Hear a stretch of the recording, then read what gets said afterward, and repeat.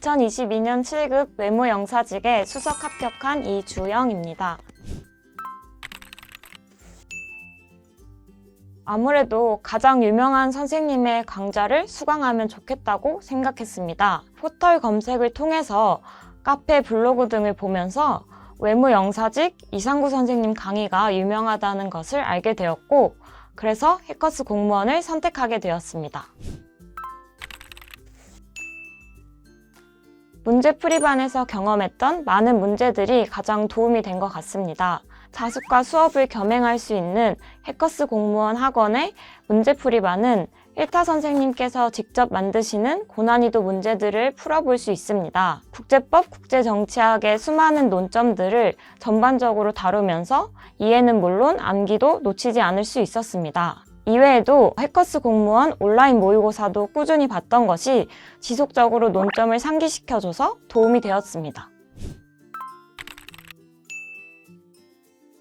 이상구 선생님의 요약집 강의가 정말 좋았습니다. 국제법과 국제정치학 논점들을 꼼꼼하게 반복 학습할 수 있게 돼서 암기에 매우 도움이 되었습니다. 또한 헌법 신동욱 선생님의 요약집과 최신 판례 강의도 매우 추천합니다. 최신 판례들을 많이 담고 있어서 시험에 매우 도움이 되었습니다. 헌법 박철환 선생님의 OX 강의는 헷갈리는 논점들을 세밀하게 짚어줄 뿐만 아니라 반복적으로 학습하며 빈틈없이 완벽하게 익힐 수 있어서 추천합니다.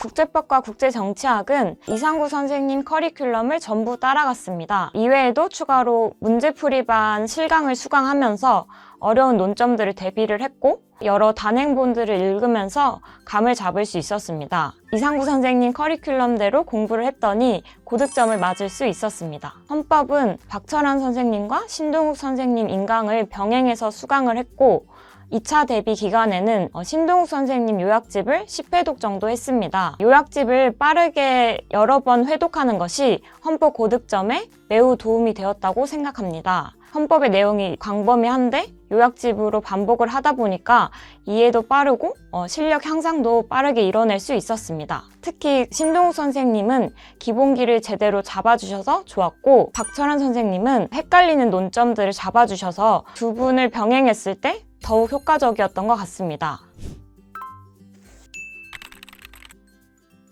순공 시간의 경우 과목별로 분배를 하지는 않았고, 아침 8시부터 9시까지 학원에 도착하고 저녁 9시에서 10시쯤 귀가하는 스케줄로 공부하였습니다. 피셋은 7에서 8, 전공은 2에서 3 정도의 공부 비중을 두었습니다. 5급 피셋 시험 전까지 5급과 민경채 기출을 다루었고, 그 후에는 피셋 강의들을 수강하면서 모의고사를 병행하였습니다. 1차 시험 후에는 이상구 선생님 커리큘럼에 따라서 요약집 회독을 하면서 전공 과목 암기를 중심으로 공부했습니다. 가장 자신 있는 과목은 국제법이었습니다. 아무래도 국제법은 논점들을 암기만 하면 되는 암기 싸움이어서 대비가 수월했던 것 같습니다. 특히 2차 시험에서 파이널 특강과 논점 대비 특강을 병행하면서 수강을 해서 탄탄하게 준비할 수 있었습니다. 자신이 없던 과목은 국제정치학이었습니다. 논점이 방대해서 어떻게 시작해야 할지 감이 잡히지 않았습니다. 그래서 이상구 선생님께서 추천하시는 단행본을 위주로 차근차근 공부했습니다. 단행본은 부담을 갖지 않고 공부하기 싫을 때마다 가볍게 읽어보면서 회독수를 늘리려고 노력했습니다. 그렇게 회독수를 늘리니까 점차 책의 문장들이 익숙해졌고 문제에 감이 좀 잡히기 시작했습니다. 이후에 실제 시험에서 처음 보는 문제들을 찍을 때에도 큰 도움이 되었습니다. 이상구 선생님의 국제법, 국제정치학, 요약집 교재를 매우 추천합니다. 수험생들에게 제일 중요한 것은 암기라고 생각합니다. 이 요약집은 빠르게 회독해낼 수 있어서 암기는 물론 또 자연스럽게 이해를 시켜줍니다. 자신이 이제 기출문제를 풀면서 헷갈렸던 논점들을 단권화를 병행하면 더욱 효과적일 것이라고 생각합니다.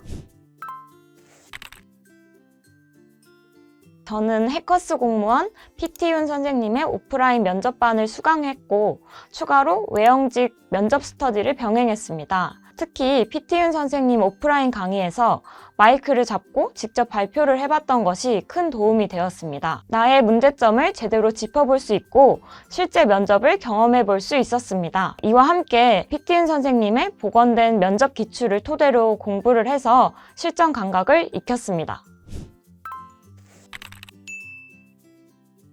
수험 기간이 길어지면서 정말 많은 슬럼프를 겪었습니다. 내가 옳은 길로 가고 있는지 확신이 서지 않는 순간들이 매우 많았습니다. 학원에서 열심히 공부하는 사람들을 보면서 자극을 받았고 슬럼프를 잘 버틸 수 있었습니다.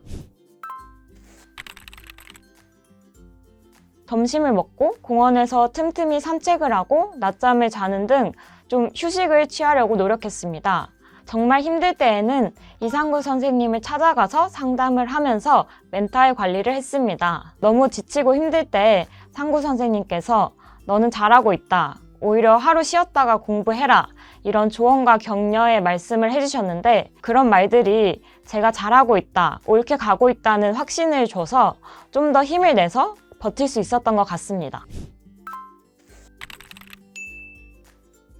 시험을 볼 때 주변에 다리 떠는 사람들이나 소음 등에 예민한 사람들이 꽤 있는 것 같습니다. 저도 그 시험지를 넘기는 소리가 굉장히 불안해서 귀마개를 따로 준비해 갔습니다. 계속 모의고사를 응시하면서 시험장에서의 멘탈을 준비하는 것이 중요한 것 같습니다.